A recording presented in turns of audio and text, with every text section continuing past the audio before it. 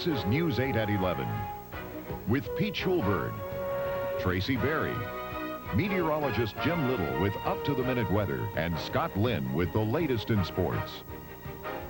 Good evening. There were more than a few scary moments tonight as a fire burned out of control at a school bus storage depot. Right next to the fire sat a huge propane tank, and firefighters feared an explosion. It happened in an industrial area northeast Portland. Carmen Jeffrey joins us live to tell us what happened. Carmen? Pete and Tracy, this is the Laidlaw Transit Company on 66th and Columbia. This is where the fire happened tonight. Now, Laidlaw is one of the companies that provides buses for the Portland Unified School District. This is where some of those buses are stored. Now, each night, workers drive the buses up to a huge propane tank which sits in the middle of the complex. They fill the buses with propane fuel, and then they park them. That's pretty much standard operating procedure, but what happened here tonight was anything but standard. The rounded top of the 18,000-gallon propane tank could be seen above the confusion. Only 25 feet away sat a burning school bus. For an hour, firefighters fought desperately to keep the fire from spreading to the tank, knowing an explosion would be deadly. Workers at nearby businesses saw the flames and scrambled. Well, it was big enough to scare you when you know what's over there. So you want to get out of the area as quick as you can. Saw flames rather high, 150, 200 feet in the air, a lot of smoke, smoldering, etc. And there again followed by a few explosions. We were just watching it burn. It was close to their main fuel tank, and all of a sudden there were two rather large explosions, which we assumed were the propane tanks on one of the buses that were burning. And the Portland Fire Bureau quickly closed off streets surrounding the bus depot. Evacuations were started but called off when firefighters brought the blaze under control. Only a charred skeleton remained of what had once been a school bus. They were fueling one of the buses, and a leak occurred. We're not exactly certain whether it was a line or a tank, but the fire started while they were fueling the rig. When the fire broke out, the workers became so frantic they tried to take this bus and use it to push the other bus out of the way. As you can see, it didn't work. Fire investigators circled the debris looking for clues as to how the leak could have started. There were no injuries, but the worker fueling the bus at the time says he's grateful to be alive. The fire caused about $100,000 damage. Now, I did have a chance to talk with that worker who had been fueling the bus. He says for the most part, everything had gone smoothly. He had stuck the nozzle into the bus and had climbed on the bus to wait for the tank to fill when he noticed that a fire had started. Pete, Tracy? Carmen, how real was the threat tonight of a huge explosion there? Apparently very real. The firemen called the situation dangerous and volatile. They had evacuated this area from 52nd until 80th, north and south. They weren't sure what was going to happen. They wanted people out of the way in case it would blow. It was certainly a very real threat. All right, thanks, Carmen. No one injured tonight in northeast Portland, but a much higher price was paid today in Kansas City, Missouri. Two huge explosions rocked a construction site there before dawn. 6 firefighters were killed. Guards first noticed 2 prowlers at the old rock quarry. First a pickup caught on fire, then the trailers holding 45,000 pounds of ammonium nitrate. That's a chemical used in dynamite. It produced a blast so strong that windows were blown out 10 miles away from the explosion site. Piece of roof and blew the sides out of my buildings. I'd think to hear it. the second explosion, it just it looked like somebody threw an M80 in a bonfire or something. There was embers flying everywhere, and it looked like it blew the fire out. Many are questioning tonight why the firefighters were sent into such a dangerous situations. This while police search for the 2 men believed to have purposely set that deadly blast. Another Portland crack house is out of business tonight, shut down by police. This afternoon, city employees began boarding up the house located on Northeast Roselawn. Authorities say it was a small-time crack cocaine operation with gang ties. 2 weeks ago, police raided the house but turned up few drugs. However, they did find several building code violations, enabling them to shut down the place. Whatever applies, or the combination of whatever applies, is what we'll do to reclaim this area, to get people to move on, to assist in discouraging drug trafficking. This is the 6th time the city has used condemnation proceedings to shut down a suspected drug house. Oregon's governor has big plans to rebuild the state's prison system. The new corrections package was unveiled in Salem today, and as Ann Jacker reports, it could amount to the biggest buildup in prison space in the state's history. Governor Goldschmidt wants 1,100 new prison beds, and he wants lottery money to fund it. Goldschmidt says crime is giving Oregon a bad reputation. Oregon's economic development director agrees. I don't think that we as Oregonians can afford to allow that to continue, and I think we need to do whatever is necessary. And if that's to use $60 million of the lottery funds, and I think the governor's taking the lead, I think we ought to do it. The new prison beds would be built at Eastern Oregon State Prison, the state pen, an unspecified county jail, and 500 beds at a new minimum security facility, but not near Portland or Salem. Ideally, you want a big highway nearby, and you want a community of sufficient size that you can support the staff needs. Goldschmidt says it's a continuation of the largest prison expansion in Oregon history. Since 1987, the state has spent $20 million on prisons, nearly $1 million outside Portland for a minimum security facility, $16 million to renovate the Eastern Oregon State Prison in Pendleton, and $3.6 million for a jail in Baker. But prisons aren't the only concern. Goldschmidt also wants to spend $46 million to beef up the state police narcotics unit, fund more electronic bracelets for house arrests, and put more beds in the state hospital for criminally insane. For all this, he'll need the legislature's okay to break the spending limit. But I think they are going to discover that the promises that collectively we're making to one another around this state to deal with the crime problem are not going to be inexpensive to handle, and you're going to see it in this budget, and I think you will see it in other places as well. The governor's total price tag for his proposed corrections package, $100 million. But he can't do it alone. He'll not only need lawmakers' approval for the money, he'll need their continuing commitment to finance the programs once they're operating. Ann Jagger, News 8. Meanwhile, new proposals to change the way criminals are sentenced in Oregon began their public airing today. If adopted by the legislature, the new sentencing guidelines would mean those convicted for violent crimes would spend more time behind bars. Now, repeat offenders would face a mandatory sentence of over 9 years. Currently, those offenders are spending an average of less than 5 years in prison. But those convicted of less violent crimes could be serving less time. It's a parole matrix, and essentially takes the parole board out of the factor of trying to make the decision of what the length of sentence would be, and eliminates them from that decision. But at the first of a series of hearings today, not everybody thought new guidelines were a solution. Bury ourselves in the statistical, clinical purity of a predictive chart and expect to solve the problem of crime, which is essentially a human and social problem. Even supporters admit, however, that for the guidelines to work well, more prison space is needed.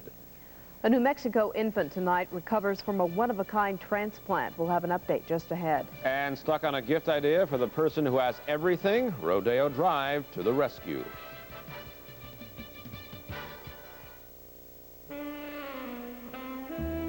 Panasonic presents the Smooth Operators.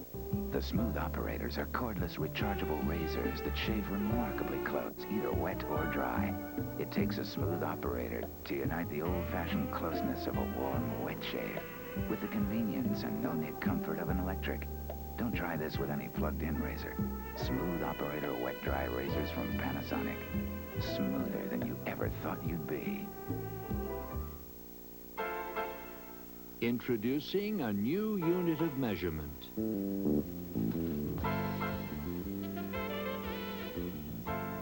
The new Honda Civic four-door sedan. It's easy to use. Just put the car you're interested in buying next to the new Civic four-door and see if it measures up. For the very best in quality, performance, and comfort, buy your Honda from one of these local Honda dealers. Waiting long? Not at all. It's so good to see you. Mont, my appointment book is bursting. Life is too hectic, but you look fabulous. I adore your outfit. I brought you an early Christmas present. For me? Bill Blass. Perfume. I wouldn't be caught dead without it. Bill Blass perfume. Dazzle someone with holiday jewels. $22.50 with any purchase from the Ultima 2 counter. Available at Meyer and Frank. A tense night in Pittsburgh, Pennsylvania. That's where doctors are monitoring the condition of a 3-year-old girl. Little Rolandria Dodge of New Mexico arrived here to undergo a unique transplant. Doctors replaced all the major organs in her abdomen: a new liver, pancreas, small and large intestines, and part of her stomach. Only once before has this operation been performed. Rolandria entered the world with a disease that prevents her from digesting food and liquid. She has spent all her life in hospitals. Doctors say today's operation is her only hope. The Democrats have a new leader in the U.S. Senate, and they say part of his appeal is his ability to communicate. George Mitchell, U.S. Senator from Maine, will be replacing Robert Byrd, who's stepping down after 12 years as majority leader. Mitchell's prestige rose during the Iran-Contra hearings when he demonstrated his eloquence and savvy. I do know that the ability to communicate our views, to present our position through the medium of television is an attribute of leadership in American politics in the 20th century. Meanwhile, tonight at a Washington, D.C. dinner in his honor, President Reagan predicted it was only a matter of time when the Republicans gained a majority in Congress and asked support for his successor, George Bush. I know that you will continue to do honor to America and that you will give George Bush the same friendship, support, and solidarity that you gave me. Mr. Reagan portrayed George Bush and Dan Quayle as a team that will continue his conservative legacy. In Portland, the showdown's set for tomorrow. That's when the city council debates a controversial limit on some types of styrofoam. Production of some products, such as fast food containers, egg cartons, or packing materials, has been found to deplete the Earth's ozone layer. The debate gets underway in council chambers at 9:45 tomorrow morning. In Beverly Hills, holiday shopping is already in full swing, and customers checking out the latest and exclusive gifts. And as Don Kriegel reports, the toys are for adults. Most of the people out shopping were doing a lot more looking than actual spending. Most of these people are involved in Christmas shopping foreplay. They're getting warmed up for Christmas. You never buy the first time around. You have to wait and go home and say, oh, I can't live without it. And then you go back. One of this year's newest gift ideas is this exercise bike, which lets you row and ride at the same time with a tailwind that has a fan blowing air up your back. And how about this new special fork for eating pasta? You just reel in all that linguine and slurp. Stop right there. For neater types, there's this computer-generated chess game where you don't need a partner. The computer beats the pants off you with no hands. The Hammaker Schlemmer store in Beverly Hills is well known for wild and new risk-taking gift ideas. They've got clocks that tell your children bedtime stories. She wanted to make sure. Bubble-making machines. And bangles with music. They even sell a hot dog stand for about $5,000. You'll never guess who just ordered one. We just sent one to Saudi Arabia. A hot dog cart to Saudi Arabia? Uh-huh. I think it's for picnics and things. For children, there's no blockbuster toy this year. But if you own your own plantation, you can ride around the cotton fields in this mini rover, $9,000. In Los Angeles, Doug Kriegel for NBC News. Just think how dumb all those presents would look under the tree, too. Well, after weeks of rain, looks like another nice day on tap tomorrow. Jim's up next with the details. And a holiday tradition comes alive tonight, the picturesque picnic.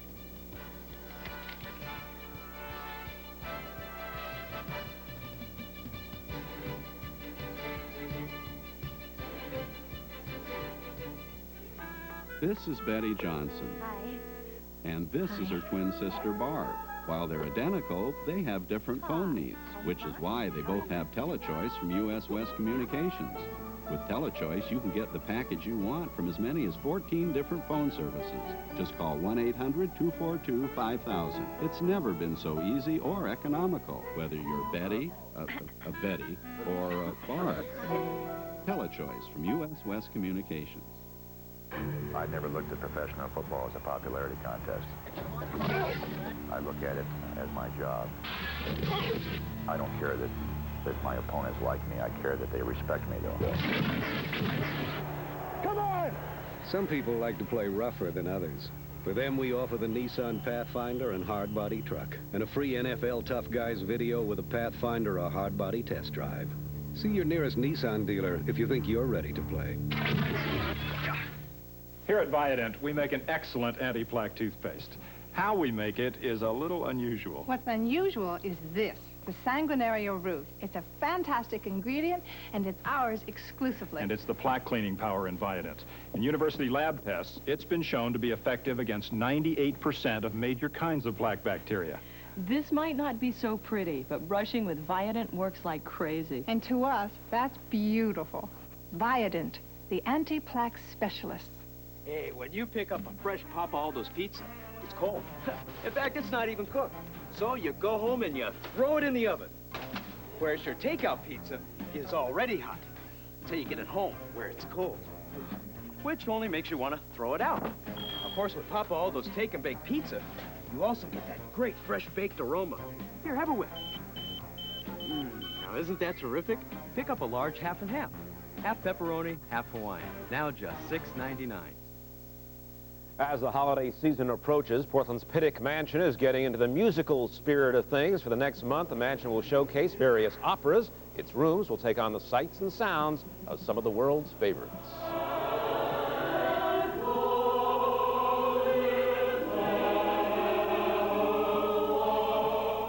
The Pittick is open from 1 p.m. to 5 every day during the holiday season, and if you hear Santa singing an aria, you'll know why. What opera was that music from, though? The Christmas opera. Yes. The Christmas opera, Jim. Listen, it's cold enough to feel like the holidays out there tonight. Out there. It's getting foggy, too, and that's going to be a problem. We're seeing a little frost around, so foggy weather tomorrow, frosty streets, maybe a little slow going as you come to work. Maybe allow a little extra time. Let's take a look at our satellite picture. You can see the weather over the last 18 hours, and here's a look at the moisture as it moves on in. And you can see the high pressure building over the Pacific Northwest. And it looks like it's going to kind of move on through. Here's the high actually beginning to settle on into Nevada now. We're getting some strong offshore winds in Southern California. Gusty winds there. Here's the weather front. It continues to move our direction. Looks like it'll be in here for Thursday, so an increasing chance of rain then. Right now we have foggy skies in the Portland area, and the temperature is 34 degrees. The dew point temperature is 34 also. That gives us a relative humidity of 100%. The winds are west at 6, and the barometric pressure is steady now. It's at 30.51. High today was 53. That's above average. 49 is average for this time of year. 41 was the low last night. Of course, we're colder than that now. 37 is average for this time of year, so we're below average. For the month of November, we have 7.92 inches. That puts us a little over 3 inches above average, and that makes us now, for 1988, almost to 30 inches. We're about 1.25 inches below where we would expect to be on the average at this time of year. High freezing level this afternoon, and that's giving us kind of an inversion. Here's a look at weather as of 11 o'clock. Clear along the coast, but fog from the South Puget Sound on down through the Willamette Valley and down into Medford, the Rogue Valley as well. Fog being reported in Klamath Falls, but elsewhere east of the Cascades, most area reporting fair or clear skies. High temperatures today in the 50s along the coast. Through the Willamette Valley, 53 in Portland where we saw plenty of sunshine. It was a little slower to burn off in Salem and clear out. 48 was the high there. Just brief clearing in Eugene, 45 there. Medford never saw the sun today, and just 36 degrees for a high temperature. So the temperature was dependent on cloud cover. East of the Cascades, some cool spots, only 36 degrees at Burns today. It was 48 at Pendleton. The weather around the Portland metropolitan area with the sunshine, we had temperatures mostly in the upper 40s and low 50s, although 58 was the high temperature report today from Oregon City, 58 also from Tigard, so some warm spots. Overnight low temperatures last night down into the teens, down to 10 degrees in some instances. 10 degrees was the low last night at Burns, 11 at Lakeview. Through the Willamette Valley, lows last night in the low 30s, and we'll see some frost once again tomorrow morning in some spots. Around the nation, generally fair weather in the southern tier states, although some rain has developed along a front that's moving across the Texas Gulf Coast area and into the Gulf now. Still getting some snow up in the northern tier states. Snow advisories are out tonight for Wisconsin. Another 6 inches of snow possible there. And it's kind of windy in Southern California. The offshore Santa Ana winds 80 degrees this afternoon in Los Angeles. Here's our winds aloft chart. Here's the ridge of high pressure, but this will slide on to the east. There's a trough out here. We're going to lose it in our forecast for Thursday, but we get into the southwesterly flow. So this weather system that is out there will be moving in on Thursday, and look for this to continue to move closer. So we'll see increasing clouds on Thursday, and later on during the day, looks like a little rain. But tomorrow, not a bad day. Some areas will see the fog very persistent, but the coast will be sunny after some morning fog tomorrow. Cloudy and a little rain on the north on Thursday. Highs in the 50s. Along the coast, small craft advisories are posted. East of the Cascades, areas of valley fog. Otherwise fair, increasing clouds on Thursday. Sunny tomorrow, increasing clouds on Thursday for the Cascades. For the Gorge, sunny tomorrow, increasing clouds on Thursday. For the Willamette Valley, foggy tomorrow, just partial afternoon clearing, mainly the north end. Morning fog and then increasing clouds and an increasing chance for rain as the day wears on Thursday. For the Portland-Vancouver area, patchy morning fog near the Gorge here. We'll get some east winds to clear things out, 10 to 20 tomorrow. And increasing clouds and increasing chances for rain on Thursday. High tomorrow about 55, around 50 on Thursday. Drive carefully in the fog. We say that a lot this time of year. Well, the Winterhawks and the Blazers put their winning streaks on the line tonight. But for one of the teams that didn't turn out the way they wanted, Scott's up next.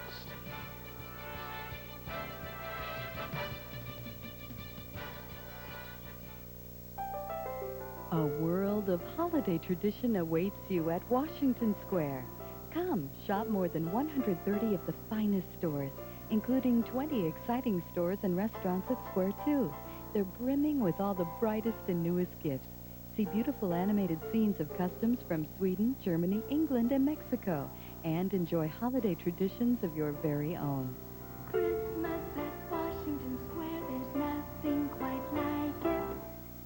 This year at your Dodge dealer, we're committed to you more than ever. It's the new spirit of Dodge, and it shows in everything we do. It shows in our commitment to bring you the best, like our unequaled front-wheel drive Dodge Caravan with available 7-passenger seating, an optional V6 engine, and sticker prices starting at only $10,592. Join us in our commitment to quality and service.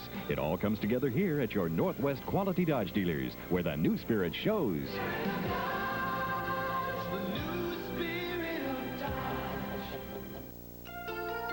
You're the one they depend on to see it through. In this world it all counts and they're counting on you. Show that world some style. You've been waiting for this time to come, and you know that time is here. You're living in real time. Seco time. Living in real time. Seco time. Available at the Fine Jewelry Department of Myron Frank, Portland. Blazers started that long road trip tonight, and tonight is any indication it's going to be a long one. Might be a long road trip, that's for sure. First game of a 6-game road trip, and the Blazers dug themselves a hole in the second quarter, then made a miraculous comeback, but they saw their 4-game winning streak come to an end in Milwaukee. 119-114 was the final score. The Bucks nearly put the game away in the second quarter. Sidney Moncrief scored 15 of his 23 points in the first half. Milwaukee started to pull away. Clyde Drexler was ice cold. Here he misses, and Ricky Pierce gets a layup at the other end. The Bucks led by 18 in the second quarter. A Trailblazer turnover led to another layup a short time later. Terry Cummings scores on the 3-on-1 break. Cummings led Milwaukee with 29 points. The Bucks were up 66-45. Milwaukee went up by 22 early in the third quarter, but Drexler warmed up in the third period, scoring 10 of his 17 points. However, Portland still trailed by 11 entering the fourth quarter. Coach Mike Schuler put Drexler and Terry Porter on the bench. They never moved from there as Craig Neal and Danny Young played the entire final period. With that duo at guard, the Blazers rallied. Jerome Kersey and Kevin Duckworth scored time and time again. Kersey finished as the game's top scorer. He had 30 points on the night. Good night for Jerome. Duckworth was right behind with 29 points. Those two really made the Bucks work for it down the stretch, and work they did. The Blazers were able to get within one, but Milwaukee was able to hold on. Cummings hit a clutch jumper down low late in the game and added 2 free throws with 46 seconds remaining. Milwaukee holds off Portland to win 119-114. The Blazers gave it a go, but didn't get going soon enough. Again, Cummings led the Bucks with 29 points. 5 other Bucks were in double figures. It's hard to figure out why Porter and Drexler were on the bench the entire fourth quarter. They had 37 points when they were exiled. The Blazers play in Philadelphia tomorrow night. In Seattle tonight, Jerry Reynolds scored 8 of his 25 points during a 13-0 run at the end of the third quarter. Here he scores, then steals the inbounds pass and scores again to help the Sonics beat the Utah Jazz 109-102. And in Charlotte, the Hornets beat the Heat in the first ever meeting of the 2 new expansion teams. Talk about a thriller. Rex Chapman scored 22 points to help Charlotte snap a 10-game losing streak. The Hornets kept the Miami Heat winless. 99-84 was the final score. Let's run through the scores for you. Again, it was Milwaukee over Portland by 5, the Sonics over the Jazz, and Charlotte over Miami. Atlanta beat San Antonio by 16. Armand Gilliam scored a career-high 35 points to lead the Suns past the Rockets in Houston. The Pacers beat the Pistons. Alex English scored 41 to lead the Nuggets past the Knicks. The Bulls fell to the Warriors. The Kings beat the Clippers, and Boston beat New Jersey. The Oregon Ducks lost tonight to Athletes in Action 93-88. The touring AIA squad had lost 14 in a row until it beat the Ducks. 2 former NBA players, Lorenzo Romar, the former Husky, and Rod Foster, the former UCLA Bruin, combined to score 52 points to lead Athletes in Action.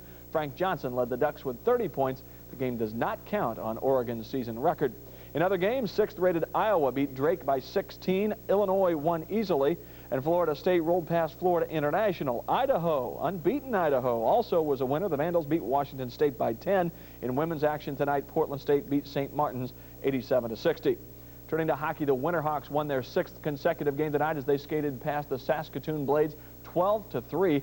Brent Fleetwood scored the hat trick for Portland. Dennis Holland and Mark Greyeyes each had 2 goals and an assist, while James Hamish Black had a goal and 4 assists. The Hawks are now 17-4-1. They lead the Western Division by 3 points and will play again tomorrow night against Prince Albert. Pittsburgh Penguins star Mario Lemieux was given a big pay raise today. The Penguins more than tripled his salary to put him in the class of Wayne Gretzky at about $2 million a year. Lemieux is last season's NHL Most Valuable Player, and he wanted to be paid as such.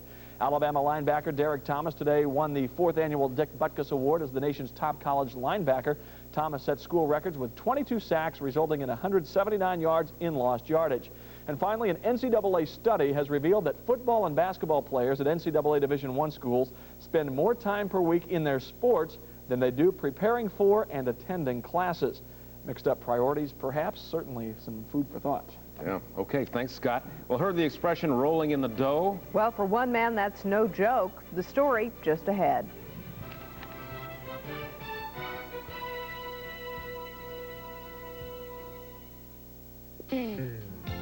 Building a safer automobile, Cadillac style. At Cadillac, our automobiles are renowned for their style and comfort. Available anti-lock brakes, energy-absorbing crush zones, But we never lose sight of something which is just as important. rigid safety cages, door impact beams, That the ultimate comfort in a Cadillac V8 passing power, rear seat shoulder belts. is peace of mind. Cadillac style. Why do we ski Timberline so often midweek?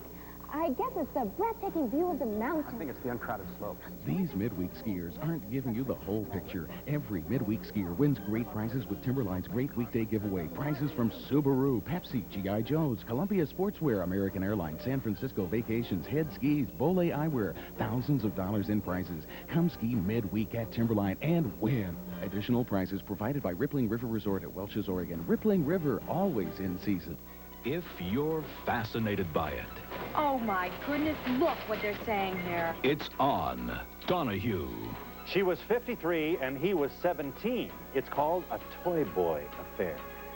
These women are not looking for lasting relationships, just a little fun. More and more of these adventurous women are enjoying the excitement and the sizzle of loving a younger man. Meet the women and their playboys. Next on Wednesday at 4, here on Channel 8.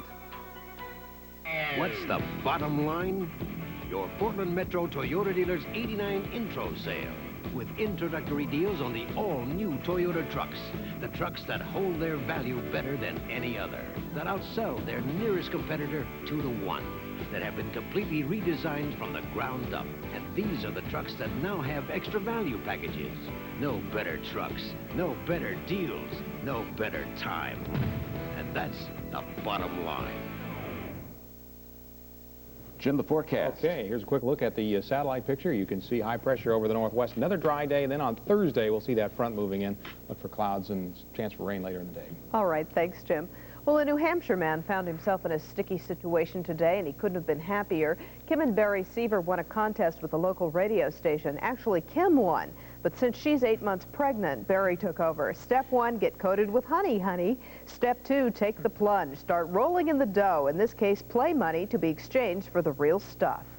It's illegal to use real money. It's the Treasury Department. We called them and checked with them, and they said, unfortunately, if we did use real money, they would be here to arrest us about 10 minutes later. The tasty total, $13,474. A very sweet deal. Yeah, no kidding. Gee, that Monopoly money looked nice anyway. Take either way. Thanks for watching. Good night. Good night.